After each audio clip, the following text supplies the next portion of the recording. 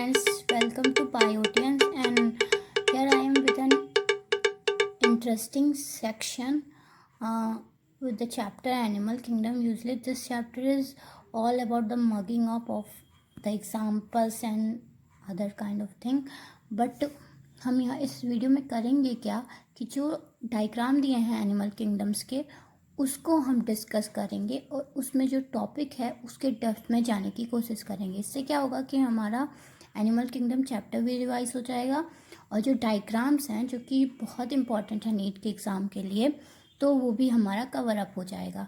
तो स्टार्ट करते हैं वीडियो को और page number 47 of the NCERT से देखते हैं कौन कौन सा डायग्राम दिया।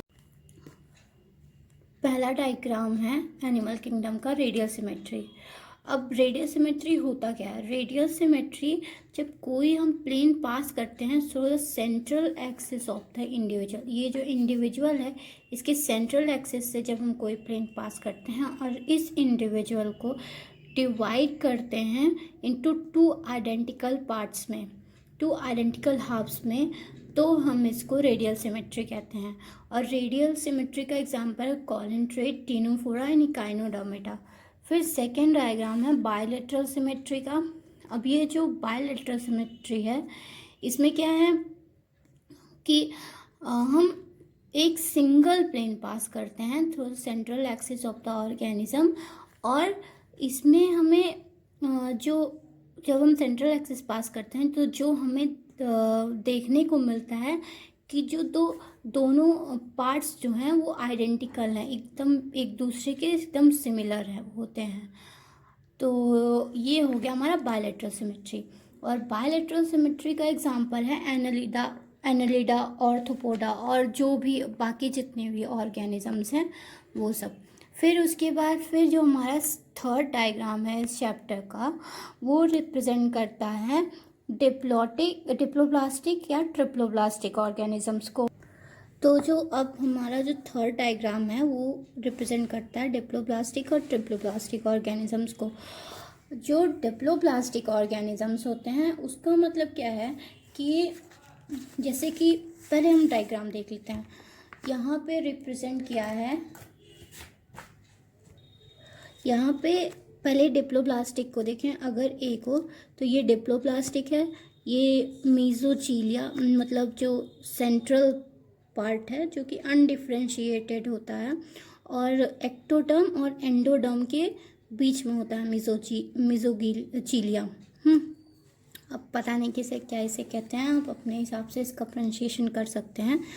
और ये जो बी वाला डायग्राम है ट्रिप्लोब्लास्टिक है, ये आउटर लेयर इसका एक्टोडर्म है और इनर लेयर एंडोडर्म है और सेंट्रल में इसके मीजोडर्म लेयर आ गया। ठीक है, अब यहाँ पे डायग्राम से ये हमें समझ में आ गया कि डिप्लोब्लास्टिक जो होता है उसमें जो एम्ब्रियोनिक लेयर है वो डिफ्रेंशिएटेड होती हैं एक्सटर्नल एक्टोडर्म में और इंटरनल एंडोडर्म में।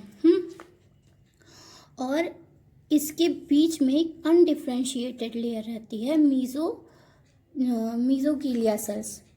अब जो ट्रिप्लोब्लास्टिक ऑर्गेनिजम्स होते हैं उसमें क्या होता है कि जो हमारा मीजोगीलिया सेल्स होते हैं वो डिवाइड हो जाते हैं और एक लेयर फॉर्म कर लेते हैं एक्टोडर्म और एंडोडर्म के बीच में मेसोडर्म का एक लेयर फॉर्म कर लेते हैं, तो ये ट्रिप्लोब्लास्टिक ऑर्गेनिजम्स कहते हैं। अब ट्रिप्लोब्लास्टिक ऑर्गेनिजम्स हमें देखने को मिलते हैं प्लैटीहेल्मिन्थेस से कॉर्डेटा तक जो ऑर्गेनिजम्स होते हैं वो ट्रिप्लोब्लास्टिक ऑर्गेनाइजेशन को शो करते हैं। अब जो हमारा नेक्स्ट डायग्राम है, थर्ड डायग्राम है एनिमल किंगडम का, वो हमें बताता है एसीलोमेट और सीडोसीलोमेट्स एनिमल के बारे में। अब जो ऑर्गेनिज्म होता है उसमें जो उसकी जो बॉडी कैविटी होती है वो डिफ्रेंशिएटेड होती है बॉडी वॉल में और गट वॉल में। तो ऐसे ऑर्गेनिजम्स जिसमें जो बॉडी कैविटी है वो बॉडी कैविटी जो है वो लाइंड होती है बाय मीजोडर्म लेयर से। जैसे कि अगर हम यहाँ देखें तो जो ये एक्टोडर्म है इसके बाद जो लेयर है ये मीजोडर्म को रिप्रेजेंट कर रही है, और जो हमारा इंटरनल लेयर है एंडोडर्म उसके बाद भी एक लेयर है जो हमारा मीजोडर्म को रिप्रेजेंट कर रही है। तो ये जो बॉडी कैविटी थी, मतलब between the space between the ectoderm and endoderm, इसको मीजोडर्म ने कवर कर लिया, मतलब एक लाइन जैसा, एक लेयर जैसा फॉर्म कर लिया है। तो ऐसे एनिमल्स को हम सीलोमेट कहते हैं। अब सीलोमेट्स एनिमल का एग्जाम, मतलब किस किस फाइलम में हमें सीलोमेट एनिमल्स मिलते हैं। ये एनालिडा में, मोलस्का में, अर्थ्रोपॉड में, और एकाइनोडर्म में, और हेमिकॉर्डेटा और कॉर्डेटा में देखने को मिलते हैं। और जो ये हैं सीडोसिलोमेट एनिमल्स उनको कहते हैं जिसमें जो मीजोडर्म है वो लाइन नहीं होता है बॉडी कैविटी के और गट वॉल के बीच में। जो मीजोडर्म लेयर है वो लाइन नहीं होगा, वो थिन पाउच के फॉर्म में उसमें प्रेजेंट होगा। और जो मीजोडर्म है वो स्कैटर्ड पाउच, मतलब एक पैक के फॉर्म में ये स्कैटर्ड होगा पूरे बॉडी कैविटी में।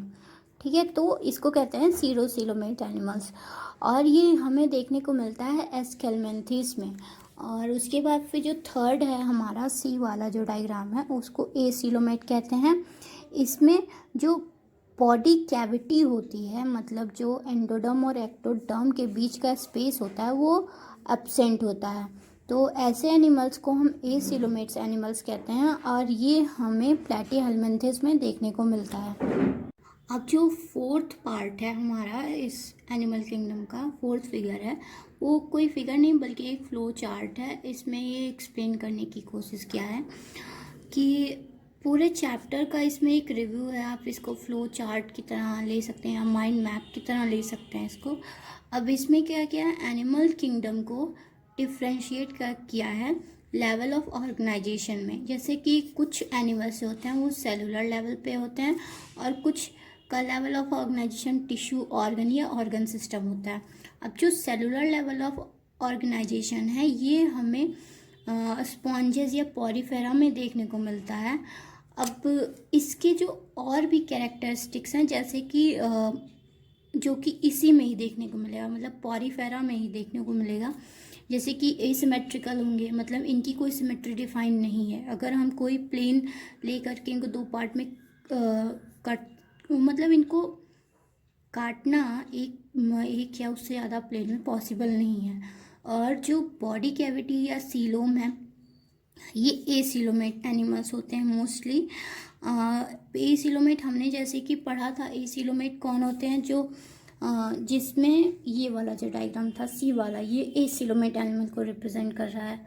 क्योंकि यहाँ पे जो एक्टोडर्म और एंडोडर्म है ये बॉडी कैविटी, मतलब जो बॉडी कैविटी है वो यहाँ पे एब्सेंट होता है।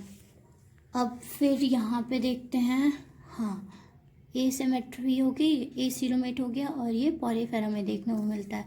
फिर टिश्यू ऑर्गन या ऑर्गन सिस्टम जो है, इसको ऐसे एनिमल्स जिनका टिश्यू और या organ system level of organisation है उनको दो पार्ट में डिवाइड किया गया है फर्दर, रेडियल सिमेट्री और बायलैटरल सिमेट्री। अब जो रेडियल सिमेट्री होता है उसमें क्या है कि रेडियल सिमेट्री में सिर्फ रेडियल सिमेट्री जिन ऑर्गेनिज्म का होगा उसमें बॉडी कैविटी और सीलोम जो होगा वो एसिलोमेट इसमें भी होगा। और ये फिर दो फाइलम में जाता है ये दोनों कैरेक्टर, एक कॉलेंट्रेटा या नाइडेरियन या टीनोफोरा। ठीक, अब उसके बाद फिर जो बायलैटरल सिमेट्री में हमने क्या देखा कि था कि सिर्फ एक ही प्लेन पास होना चाहिए उसके सेंट्रल एक्सिस से और वो उसको डिवाइड कर देता है टू आइडेंटिकल पार्ट्स में। अब जो बायलैटरल सिमेट्री है उसमें थ्री फर्दर डिवीज़न होते हैं on the basis of body cavity और सीलोम। अब जो ऐसे एनिमल्स जिनमें सीलोम है ही नहीं, मतलब वो एसिलोमेट एनिमल्स हैं, मतलब उनके बॉडी वॉल और गट वॉल में जो बॉडी कैविटी है वो एब्सेंट है। तो ये हमें देखने को मिलता है प्लैटीहेल्मिन्थेस में। और ऐसे एनिमल्स जिनमें फॉल्स सीलोम है, मतलब उनमें मेसोडर्म प्रेजेंट तो है बट वो थिन पॉन्चेस के फॉर्म में स्कैटर्ड है। तो उनको हम कहते हैं सीडोसीलोमेट, तो वो एस्केलमेंथीज में होंगे। फिर उसके बाद जो थर्ड सब डिवीज़न है इसका, on the basis of body cavity, जिसमें ट्रू सीलोम प्रेजेंट हो, उसको सीलोमेट कहते हैं। अब जो सीलोमेट होते हैं वो बाकी सब एनालिडा से कॉर्डेटा एनिमल्स को हम सीलोमेट्स कहते हैं।